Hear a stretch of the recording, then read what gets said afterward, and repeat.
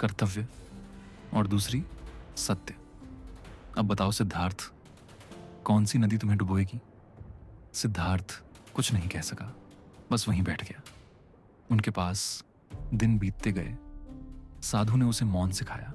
उस मौन में जो शोर से कहीं अधिक बोलता है। उन्होंने उसे 2 मंत्र दिए। एक ओम नमः शिवाय, जो उसे शिव के शून्य और ऊर्जा से जोड़ता था।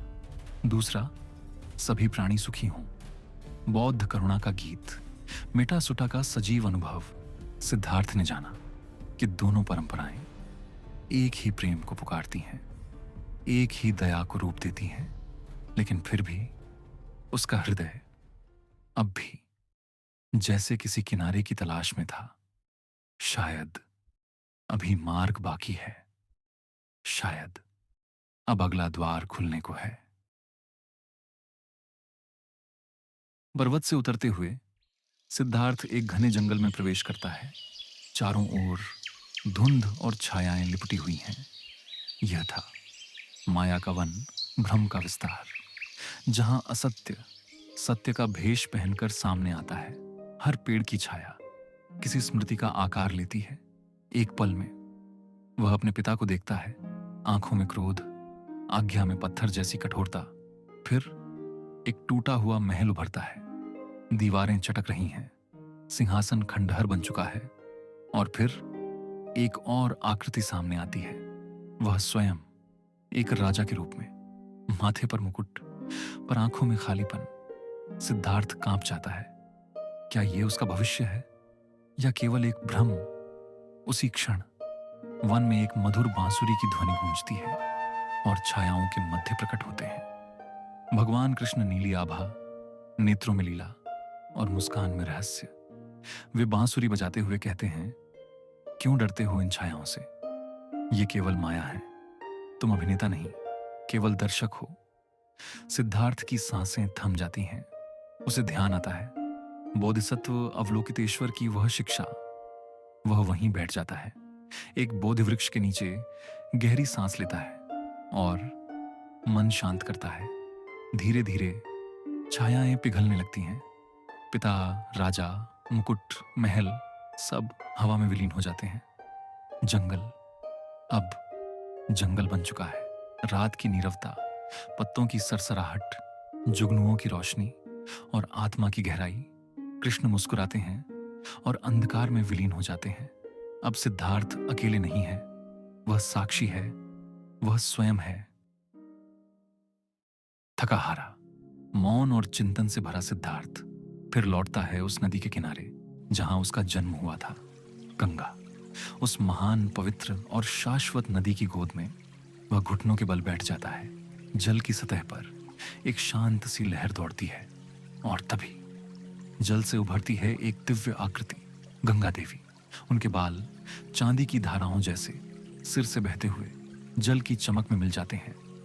वह मंद मुस्कान के साथ कहती हैं, तुम एक सत्य की खोज में हो, पर सत्य इस नदी जैसा है, हर पल बदलता हुआ और फिर भी सदा एक जैसा। हिंदू मेरी करुणा और क्रोध को देखता है, बौद्ध मेरी शून्यता को, दोनों सही हैं। सिद्धार्थ निर्निमेष होकर उन्हें देखता है। गंगा देवी उसे एक मिट्टी का पात्र देती है, इसमें जल भरो, वह कहती है।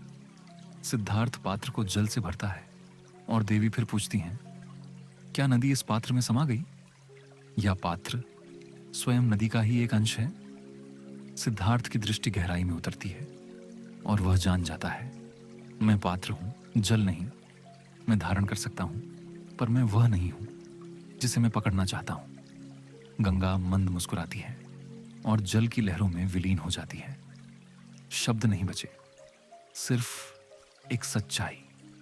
सत्य को थामा नहीं जा सकता, उसे बस अनुभव किया जा सकता है। सिद्धार्थ लौटता है अपने राज्य में, न राजा बनकर और न ही सन्यासी। वह महल की सीढ़ियों पर झुकता है और अपने पिता के चरणों में बैठता है।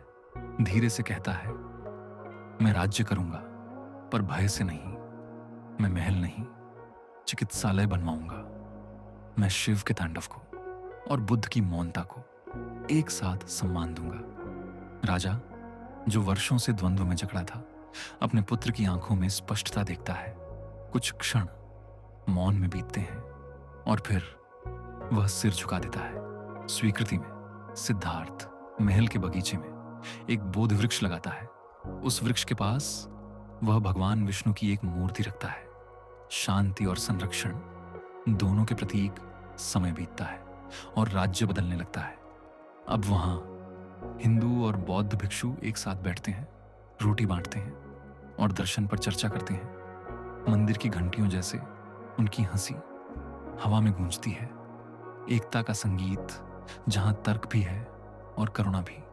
सिद्धार्थ का राज्य अब एक आश्रम बन चुका है, जहां सत्य किसी धर्म का नहीं, बस अनुभूति का विषय है।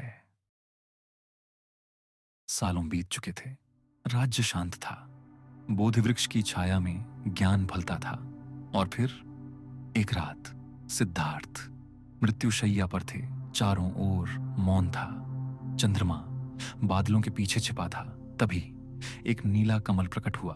वही कमल जिसने कभी उनके जन्म के समय उनकी मुट्ठी में खिलकर संसार को चौंका दिया था। कमल की पंखुड़ियां धीरे धीरे ऊपर उठी, जैसे आकाश में तारे बनती जा रही हों। सिद्धार्थ ने अपनी अंतिम सांस ली और मुस्कुराए। गांव वाले कहते हैं, उस रात पहाड़ की चोटी पर दो आकृतियां चलती दिखी। एक के हाथ में त्रिशूल था और दूसरे के पास भिक्षा पात्र। शिव और बुद्ध एक साथ सुबह की पहली रोशनी में विलीन हो रहे थे। उनकी परछाइयां धीरे धीरे एक हो गईं। प्रिय मित्रों, इस कथा को सुनने के लिए आपका धन्यवाद। यदि आपको यह कहानी पसंद आई हो तो कृपया लाइक और सब्सक्राइब करना ना भूलें। प्रिय मित्रों, अब हम इस कहानी से एक महत्वपूर्ण पाठ सीखते हैं जो हमारे जीवन में शांति और गहरी नींद पाने में सहायक हो सकता है। जीवन में हर कठिनाई और भ्रम के बावजूद शांति और संतुलन तब मिलते हैं जब हम अपने भीतर की शांति को महसूस करते हैं। सिद्धार्थ ने हमें यह सिखाया कि जब हम अपनी चंचलता को शांत करते हैं तो हम उस शांति को पा सकते हैं जो हमें बाहरी दुनिया के शोर से ऊपर उठाती है। याद रखें, जीवन की यात्रा में सबसे महत्वपूर्ण है शांति का अनुभव करना। यह शांति हमें ना केवल हमारे जीवन में बल्कि हमारी नींद में भी गहरी सुकून देती है। हम सबके भीतर एक शांति का स्रोत है, बस हमें उसे महसूस करना होता है और इस शांति में समाहित हो जाना होता है। इसलिए जब आप अपनी आंखें बंद करें, अपने भीतर की गहरी शांति को महसूस करें, सांसों पर ध्यान केंद्रित करें और शांति में समाहित हो जाएं। शुभ रात्रि।